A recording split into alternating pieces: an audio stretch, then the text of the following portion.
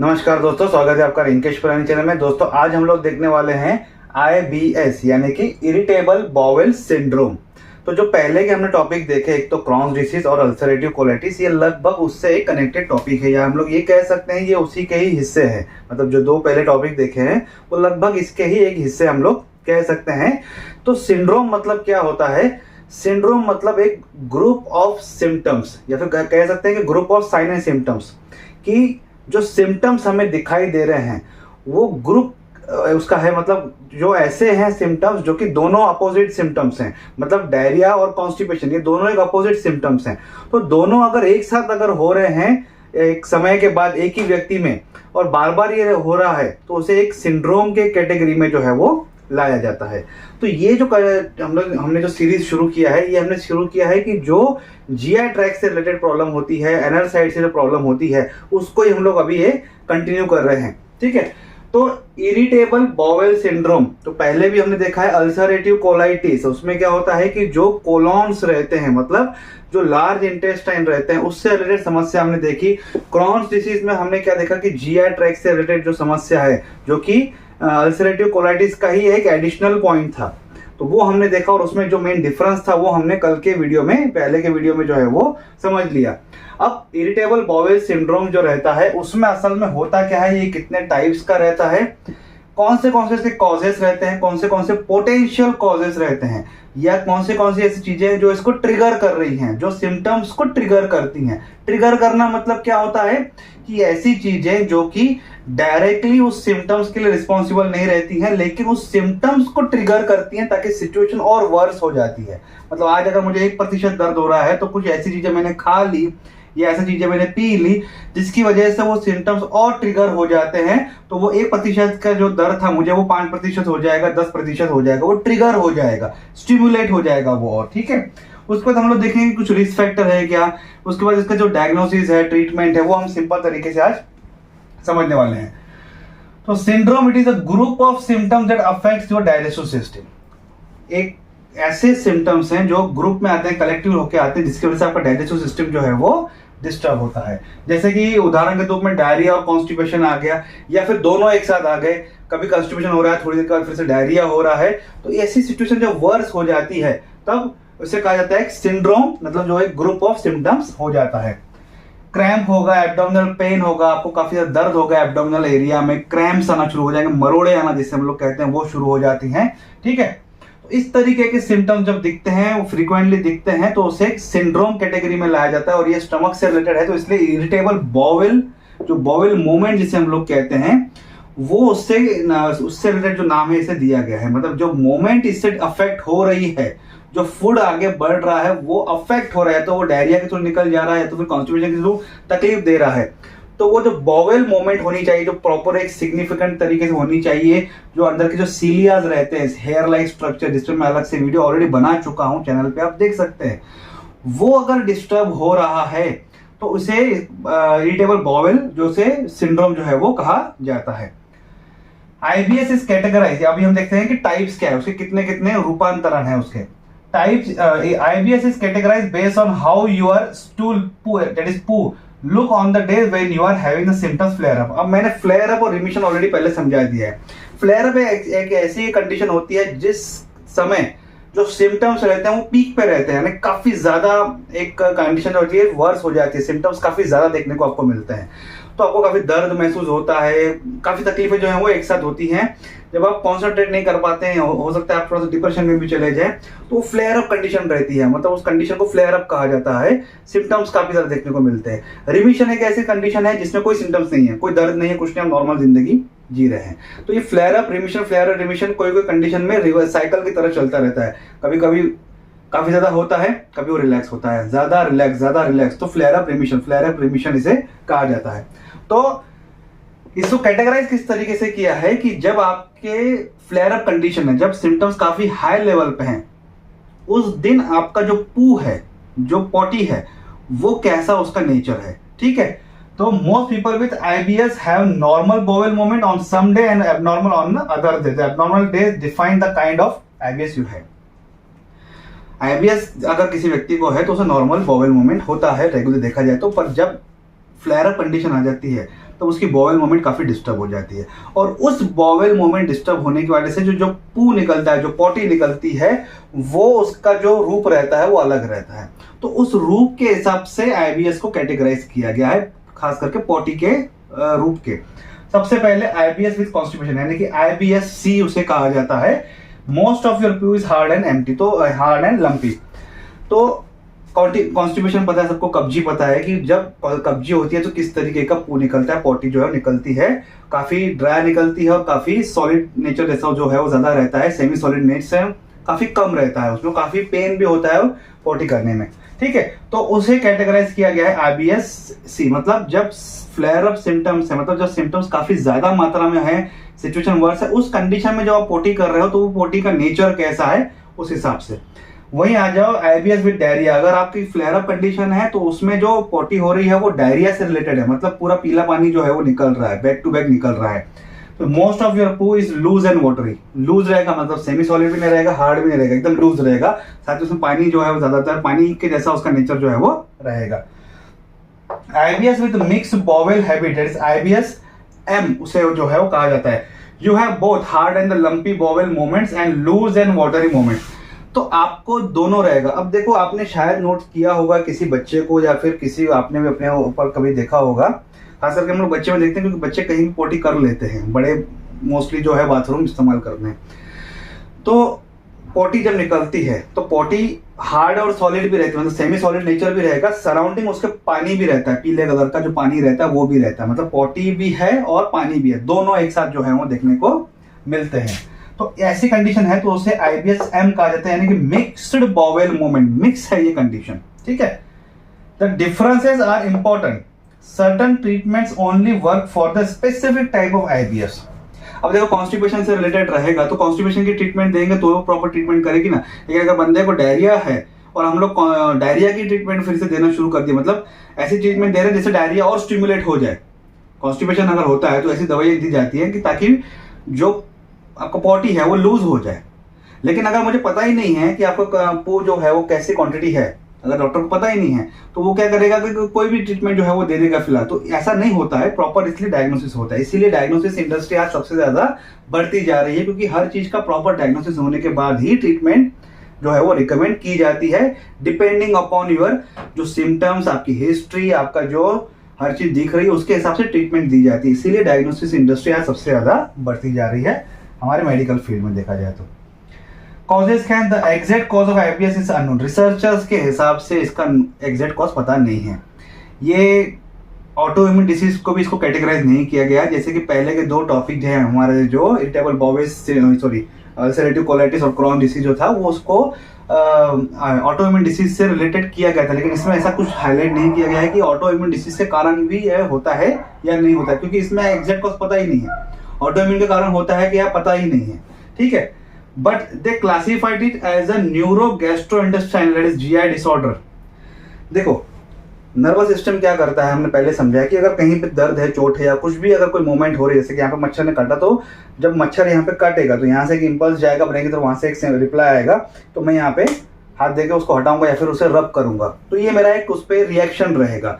Stomach में क्या होता है कि अगर फूड आ रहा है उसको मूवमेंट चाहिए और उसको पाचन क्रिया चाहिए, जो हमने ऑलरेडी डाइजेस्टिव सिस्टम और पहले के कितने टॉपिक्स में हमने समझ लिया है कि किस तरीके से ये काम करता है। तो यहाँ का जो ब्रेन की तरफ जो इम्पल्स, जो एक संदेश जाता है, वो अगर सही तरीके से नहीं जाता है, क्योंकि यहाँ से कुछ प्रॉब्लम है या कुछ नर्व्स प्रॉब्लम होने की वजह से, तो ब्रेन जो रिप्लाई देगा वो भी उस हिसाब से देगा जैसा कि यहाँ से संदेश गया है। जो संदेश जो है वो प्रॉपर गया नहीं है, तो जब रिप्लाई आएगा तो वो भी प्रॉपर नहीं रहेगा, जो कि रिक्वायर्ड चाहिए। स्टमक के जो पोजीशन पे जो तकलीफ है उसके हिसाब से जो रिप्लाई चाहिए वो मिलेगा नहीं, तो स्टमक जो है वो सही तरीके से काम करेगा नहीं, जिसकी वजह से क्या होगा कि जो बॉवेल मूवमेंट है वो सही नहीं रहेगी, जिसकी वजह से आपके डिसमोटिलिटी या फिर विसरल हाइपरसेंसिटिविटी होगी, जो हम आगे देखेंगे। ऐसी कंडीशन होने की संभावना जो है बढ़ जाती है। तो इसमें क्या होता है कि जो तालमेल रहता है ब्रेन और स्टमक की, जो नर्व्स और जो मैसेज भेजने का और उस पर रिप्लाई करने का जो तालमेल रहता है, वो तालमेल बिगड़ जाता है। उस तालमेल बिगड़ने की वजह से ऐसी कंडीशन होती है, ऐसा रिसर्चर्स का अभी तक मानना है। तो neurogastrointestinal GI disorder, this condition also called the disorders of the gut brain interaction. तो गट और ब्रेन का इंटरेक्शन में अगर प्रॉब्लम जा रही है तो उसकी वजह से तकलीफ होने के चांसेस रहते हैं। Have to do with the problems with how your gut and brain coordinate to help your digestive system work. Communication challenges between your brain and gut can cause. तो ये जब कम्युनिकेशन गैप रहता है तो दो तरीके की चीजें होती है। देखो, जीआई ट्रैक में है मसल्स, जिसे स्मूथ मसल्स हम लोग कहते हैं, और दूसरा है हम लोग कहते हैं नर्व्स। ठीक है, ब्लड वेजल्स की बात नहीं करते हैं, नर्व्स जो रहते हैं, जो यहाँ से इंपल्स पड़ते हैं। तो दो चीजों पे अफेक्ट होता है कि अगर नर्व से इंपल्स अगर सही नहीं आ रहा है तो एक तो नर्व्स का एक प्रॉब्लम हो गया, दूसरा हो गया कि जो नर्व्स मसल्स को मैसेज दे रहे तो मसल्स का प्रॉब्लम हो गया। तो मसल्स और नर्व्स, ये दो तरीके की कंडीशन आ जाती है। एक है डिसमोटिलिटी। क्यों आ जाती है? क्योंकि ये जो तालमेल है वो बिगड़ जाता है दिमाग और पेट के बीच में, जीआई ट्रैक के बीच में।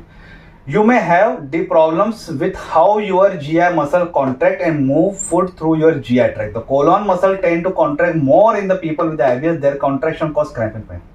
डिसमोटिलिटी में क्या होता है? देखो, मसल्स जो स्टमक के अंदर, जो इंटेस्टाइन के अंदर जो स्मूथ मसल रहते हैं, वो इस तरीके से मूवमेंट करते हैं ताकि फूड को ये आगे करते हैं विद द हेल्प ऑफ सीलिया, और उनकी जो मूवमेंट रहती है वो इस तरीके से रहती है। ये हमने ईसोफेगस में भी समझा था, तो ये जानती है। तो जब यहाँ से इंपल्स आता है तो ये जो मसल्स रहते हैं, तो ये मसल्स जो हैं वो सही तरीके से काम नहीं करते हैं। इनका काम क्या रहता है कि मसल जो है वो कॉन्ट्रैक्ट होना, ये इनका काम है, कॉन्ट्रैक्ट होना और फूड को आगे मूव करना, ये इनका काम है, ये मसल्स का। पर जो इम्बैलेंस होता है तो उसके कारण क्या होता है कि ये कॉन्ट्रैक्ट फास्ट फास्ट होना शुरू कर देता है, ऐसा ऐसा कॉन्ट्रैक्ट करना शुरू। अभी देखिए, इतनी देर मैंने किया, मेरे हाथ थोड़ा सा दर्द होने लगा। तो स्टमक के जो मसल्स रहेंगे, जो इंटेस्टाइनल मसल्स जो रहेंगे, अगर वो बार बार इससे कंटिन्यू कॉन्ट्रैक्ट होते रहेंगे, जो उनकी जो प्रॉपर मूवमेंट है उस तरीके से अगर मूव नहीं करेंगे तो क्रैम्प्स आना शुरू हो जाते हैं, पेन होना, दर्द होना जो है वो शुरू हो जाता है। तो उस वजह से देखते हैं, इसे कहा जाता है डिसमोटिलिटी। तो ये एक संभावना बढ़ जाती है आपके एब्डोमिनल पेन और क्रैम्प की वजह से। एक है visceral hyper sensitivity. You may have extra sensitive nerve in your GI tract. People with IBS, ये भी जो कंडीशन है ये आईबीएस में होती है, tend to have lower pain tolerance than people without it. Your digestive tract may be super sensitive to abdominal pain discomfort.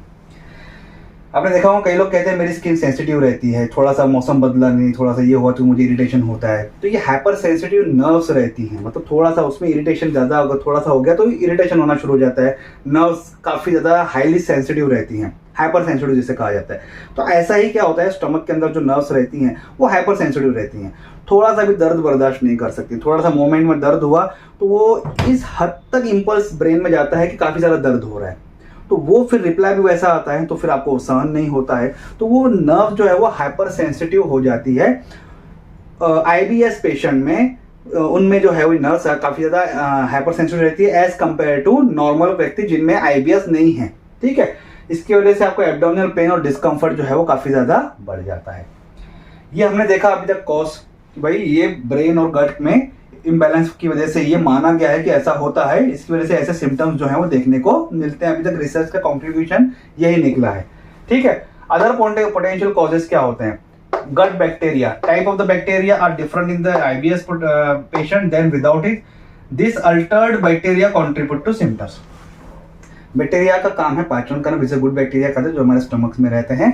खास करके बैक्टीरिया सबसे ज़्यादा रोल करते हैं, उसके बाद आते हैं फंगाई और कुछ वायरसेस वगैरह रहते हैं, पर उसकी मात्रा काफ़ी कम रहती है।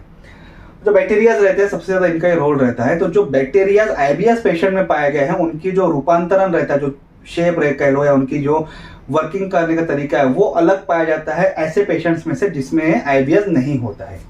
ठीक है, तो बैक्टीरिया एक पोटेंशियल एक कॉज बन जाता है। Severe infection, some people diagnose after severe infection affecting GI tract suggesting germs may play a role. ठीक है, तो कुछ ऐसे जो डायग्नोज होते हैं कि जिनमें सीवियर इन्फेक्शन है, जीआई ट्रैक्ट में कुछ अगर एक प्रकार का इन्फेक्शन है उसकी वजह से होता है, जिसकी वजह से जो जर्म्स हैं वो काफी ज्यादा रोल प्ले करते हैं स्टिमुलेशन की वजह से, या फिर इस तरीके की कंडीशन को जो है वो वेलकम करने के लिए। फूड इंटॉलरेंस, सेंसिटिव टू और एलर्जियस टू सर्टेन फूड्स में कंट्रीब्यूट टू आईबीएस। ऐसे फूड आपने खा ली, ऐसी चीजें आपने खा ली या पी ली जो कि इस कंडीशन को काफी ज्यादा स्टिमुलेट कर देती है और आपके बॉडी को सूट नहीं होती है, या जिससे आपको एलर्जी है। Childhood stress, IBS is more common in the people who experience severe stress in their childhood, including the physical, sexual and emotional abuse. देखो, ये बच्चों में हम देखते हैं कि काफ़ी ज़्यादा, जैसे मैंने आपको एक बात कही कि ये न्यूरल जो इम्बैलेंस है, तो ब्रेन अगर आपका नॉर्मल नहीं है तो वो इम्पल्सेस जो है वो रिप्लाई जो है वो सही देगा नहीं। अब स्ट्रेस की वजह से काफ़ी ज़्यादा तकलीफ होती है। अब स्ट्रेस के कोई बच्चा फाइनेंशियल लॉसेस के परिवार में ऐसा पैदा होता है या फिर जिनमें कंडीशन काफ़ी ज़्यादा कम रहती है, तो बचपन में उसके ज़्यादा काफ़ी ज़्यादा रिस्पॉन्सिबिलिटीज़ आ जाती हैं, जिसमें उसे काफ़ी ज़्यादा रोल प्ले करना पड़ता है फिजिकली। तो काफ़ी ज़्यादा उसे जो है वो के बॉडी के हिसाब से काफ़ी ज़्यादा एग्जर्शन होता है। जैसे हम लोग देखते हैं कि आजकल चाइल्ड लेबर जिसे हम लोग कहते हैं, तो कई लोग काम करते हैं। सेक्सुअली किसका एब्यूज़ होता है, जैसे हम लोग देखते हैं कि छोटे बच्चों का एब्यूज़ हुआ है, तो वो हम देखते हैं। इमोशनली अगर वो ब्रेक डाउन होते हैं, इमोशनली उनके ऊपर काफ़ी ज़्यादा असर होता है, उनके जो इमोशंस पे होता है। अगर वो कुछ चीज़ें अचीव कर रहे हैं तो उनके एप्रिसिएशन नहीं मिल रहा है, या फिर घर में एक को प्यार मिल रहा है, एक को उतना दुलार नहीं मिल रहा है। क्रिटिसाइज्म देखते हैं कि उसको काफ़ी ज़्यादा क्रिटिसाइज किया गया है, तो वो न्यूरली जो है वो काफ़ी ज़्यादा डिस्टर्ब हो जाता है। ऐसे बच्चे हम देखे गए हैं आजकल। या फिर जिसका हम देखते हैं कि आजकल काफ़ी ज़्यादा न्यूरल प्रॉब्लम जो आ गई हैं, जैसे ADHD हम कहते हैं, या फिर डिसलेक्सिया वगैरह, जो आजकल जो तकलीफ़ हैं जो बच्चों को, जिसे ओकेशनल थेरेपी दी जाती है, ये भी सीरीज़ हम लोग शुरू करेंगे। तो ऐसे बच्चों में हम देखते हैं कि उन्हें उतना अट्रैक्शन या उतना प्यार जो है वो नहीं मिलता है, जिसकी वजह से उन्हें काफ़ी ज़्यादा इमोशनल एब्यूज़ हो जाते हैं, इमोशनली वो ब्रेक डाउन हो जाते हैं। तो उनमें जो एक ब्रेन और गट का जो कोऑर्डिनेशन होना चाहिए वो नहीं हो पाता है, और तो ऐसी कंडीशन को वेलकम कर देते हैं। ठीक है, आते हैं टॉपिक पे। IBS triggers.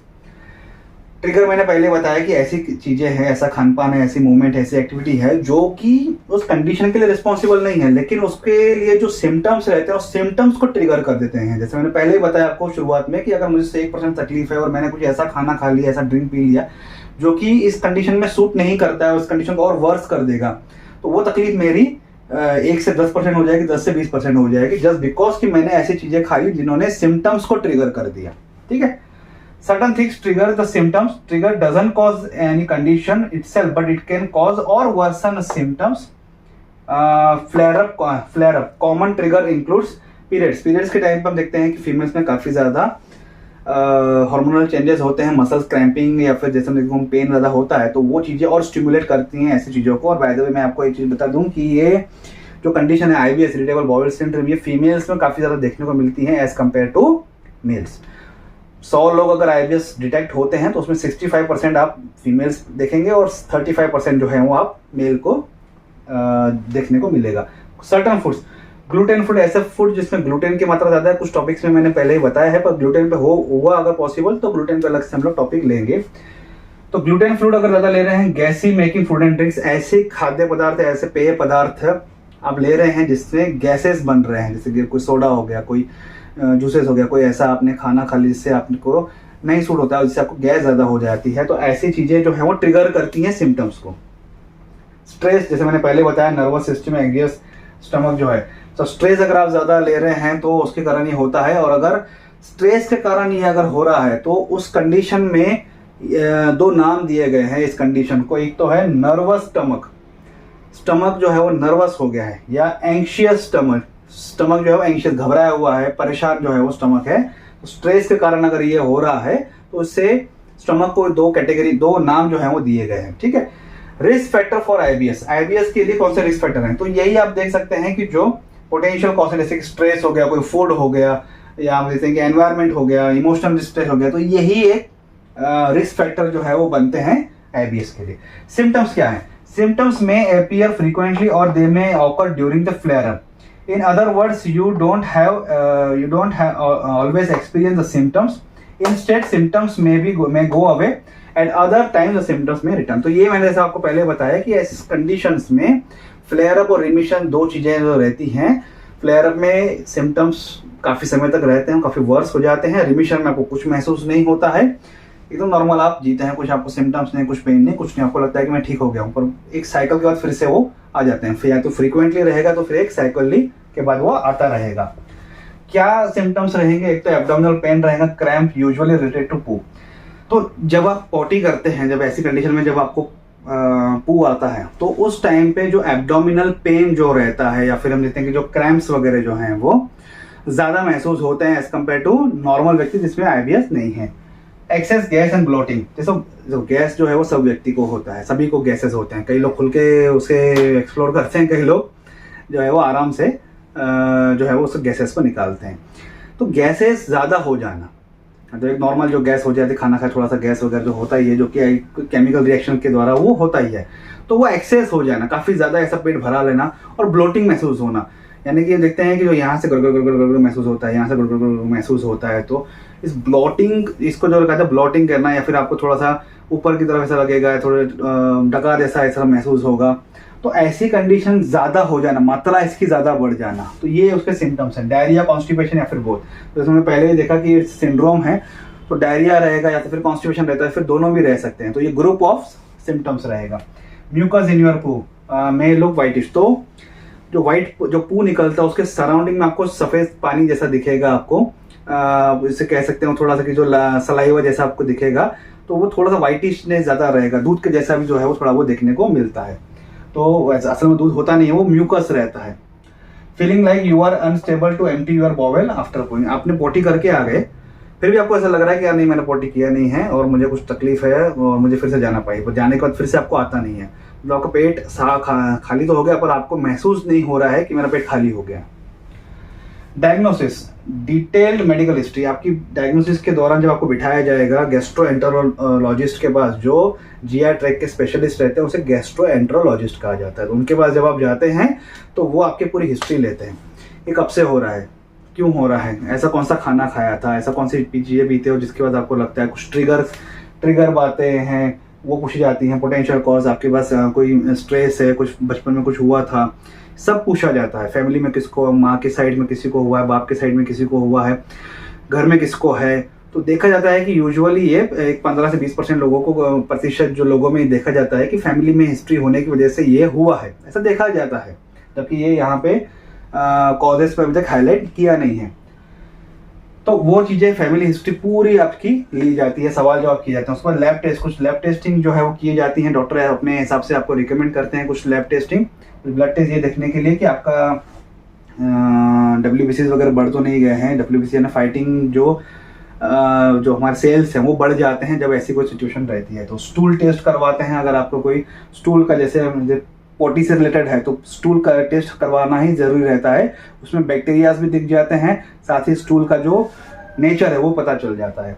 Hydrogen breath test, hydrogen breath test एक प्रकार की टेस्टिंग रहती है जिसमें ये देखा जाता है कि आपके इसमें बैक्टीरियल ओवर ग्रोथ तो नहीं है या फिर आपको फूड इंटॉलरेंस तो नहीं है, मतलब आपके इसमें बैक्टीरिया की ज्यादा मात्रा हो गई है उसकी वजह से ये हो रहा है, या फिर आप फूड इंटॉलरेंस है, मतलब फूड ही आपको टॉलरेट नहीं हो पा रहा है, तो उसके लिए हाइड्रोजन ब्रीथ टेस्ट जो है वो करवाई जाती है। इमेजिंग टेस्टिंग, ये पहले भी मैंने 2-3 टॉपिक में क्लियर किया हूँ, एक तो कोलोनोस्कोपी, फ्लेक्सिबल सिग्माइडोस्कोपी और अपर एंडोस्कोपी। जब से हमने एनल तकलीफें हमने देखा है, एनल के डिसीजेज जो सीरीज शुरू किया है और ये गट्स के रिलेटेड शुरू किया है, तब से हम लोग ये देख रहे हैं कि एक कोलोनोस्कोपी, एक रॉड जैसा स्ट्रक्चर जो है वो डाला रहता है आपके एनस के द्वारा, उसके उसी में कैमरा रहता है और लाइट रहती है जिसके द्वारा वो कोलन को देखा जाता है, और अगर जरूरत पड़ती है तो वहाँ पे ही ट्रीटमेंट करके कुछ बायोप्सी लिया जाता है, तो फिर सर्जरी की जाती है। फ्लेक्सिबल सिग्माइडोस्कोपी, तो हमने सिग्मॉइड जो स्ट्रक्चर देखा है लार्ज इंटेस्टाइन में, कोलॉन्स में जिसे हम कहते हैं, तो उसका अगर सोनोग्राफी स्कोपी अगर करना है तो फ्लेक्सिबल सिग्माइडोस्कोपी इस्तेमाल किया जाता है। अपर एंडोस्कोपी यानी कि ऊपर से मुंह के द्वारा जो है वो एंडोस्कोपी जो है की जाती है, पूरे जीआई ट्रैक में जाता है with the help of some torch, और ये या फिर कई लोग कुछ एक कैप्सूल भी देते हैं जो कि एक लाइट इमिशन करता है और एक फोटो खींचने में हेल्प करता है, जो कि मैंने पहले के वीडियोस में ऑलरेडी आपको ये क्लियर किया है। ट्रीटमेंट क्या क्या है, सबसे पहले आपको कहा जाता है कि मील चेंज, आपका जो खाना पीना है वो उसकी एक लिस्ट बनाई जाती है और उसके हिसाब से उसको ट्रीटमेंट आपको रिकमेंड किया जाता है। सबसे पहले increase fibre in your diet, तो दाल वगैरह ऐसी चीजें आपको खाने को कहा जाता है, फ्रूट्स खाने को कहा जाता है, सलाद खाने के लिए कहा जाता है, वो ऐसी चीज ज्यादा खाने को ही कहा जाता है जिसकी वजह से आपकी बॉडी में जो है वो फाइबर की वजह से मूवमेंट बढ़ सके, जो सीलिया मूवमेंट जिसे हम कहते हैं, जो इंटेस्टाइन के अंदर जो हेयर लाइन स्ट्रक्चर रहते हैं उनकी मूवमेंट जो है वो बढ़ सके। Add supplemental fibres in your diet, तो ऐसे सप्लीमेंट्स ऐड किए जाए आपके डाइट में जिसमें फाइबर की मात्रा ज़्यादा है, तो बाहर के जो सप्लीमेंटल पाउडर्स आते हैं, फाइबर पाउडर जो आते हैं वो आपको दिए जाते हैं। Limit the diary products like चीज एंड मिल्क, तो ऐसे प्रोडक्ट जो आपको ट्रिगर कर रहे हैं, जैसे हमने पहले कहा ग्लूटेन फ्री या फिर ऐसे जो मिल्क प्रोडक्ट्स जो है वो इसको वर्स कर देते हैं, किसी किसी में खून ये मिल्क जो है वो पचता नहीं है, तो दूध की चीज़ें या फिर चीज़ जो बनता है, पनीर वगैरह चीज़ वगैरह जो बनता है वो चीज़ें जो है वो खाने के लिए आपको मना किया जाता है। Limit the food that make your gassy, ऐसे खाद्य पदार्थ जिसकी वजह से आपके शरीर में पेट में काफ़ी ज़्यादा गैस बन रही है, तो ऐसे खाद्य पदार्थ आपको लेने से मना किए जाते हैं। अवॉइड द ग्लूटेन, तो ग्लूटेन हम पहले हमने समझ लिया है, तो ग्लूटेन फ्री डाइट आजकल कई लोग प्रिफर करते हैं। ड्रिंक प्लेंटी ऑफ वाटर, ज्यादा से ज्यादा मात्रा में एक अच्छा शुद्ध पानी जो है पीने की कोशिश करें। कीप फूड डायरी, तो जो आप खा रहे हैं उसकी डायरी मेंटेन करने के लिए आपको कहा जाता है। एक्टिविटी चेंजेस, आपको एक्सरसाइज करने के लिए कहा जाता है, रेगुलर ज्यादा अच्छी नींद लेने के लिए कहा जाता है। कीप एन एक्टिविटी डायरी, तो exercise regularly, get enough sleep and keep an activity diary. ये सभी चीजों के लिए अच्छा है, अच्छी नींद लीजिए, अच्छी एक्सरसाइज कीजिए और अच्छा अपना लाइफस्टाइल जो है वो अच्छे से रखिए ताकि आपके शरीर में कोई बीमारी आपको नहीं रहेगी। Medication to ease constipation, laxative to firm the stool, anti diarrhoea, to help with intestinal spasm, anti depression. तो कुछ कैटेगरी ऑफ मेडिकेशन जो दी जाती हैं, अगर आपको कॉन्स्टिपेशन की तकलीफ है तो आपको लेक्सेटिव दिए जाते हैं, मतलब जो स्टूल की मात्रा को जो है वो थोड़ा सा फ्लेक्सिबल स्मूथ कर देते हैं जिसकी वजह से स्टूल आपका अच्छे से निकल जा सके। डायरिया है आपको तो कुछ ऐसे एंटी डायरियल मेडिकेशन दी जाती है जिसकी वजह से स्टूल जो है थोड़ा सा फर्म हो जाए और डायरिया से आप थोड़ा सा बच सकें, इससे आपके शरीर में कमजोरी होना बंद हो जाती है। इंटेस्टाइनल स्पाज्म, कुछ ऐसे एंटी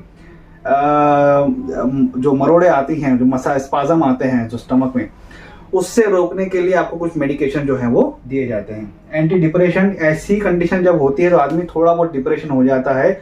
और दूसरी बात यह है कि अगर जो नर्व का इम्बैलेंस होने की वजह से कुछ एंटी डिप्रेशन जो है वो रिकमेंड किए जाते हैं। तो मैं यहाँ पे डिटेल इसके बारे में नहीं बताऊंगा कि मेडिकेशन में हमेशा कहता हूँ कि वो पार्ट है डॉक्टर का, वही आपको सही तरीके से इसके बारे में ट्रीटमेंट के बारे में बात कर सकते हैं। तो आज का टॉपिक यहीं तक था। आई होप आपको आज का वीडियो अच्छा लगा होगा। वीडियो अच्छा लगे तो लाइक और शेयर जरूर कीजिएगा। अगर आप कोई कमेंट है तो कमेंट बॉक्स में कमेंट कर सकते हैं और मुझे इस चैनल को सपोर्ट करने के लिए प्लीज सब्सक्राइब कीजिए।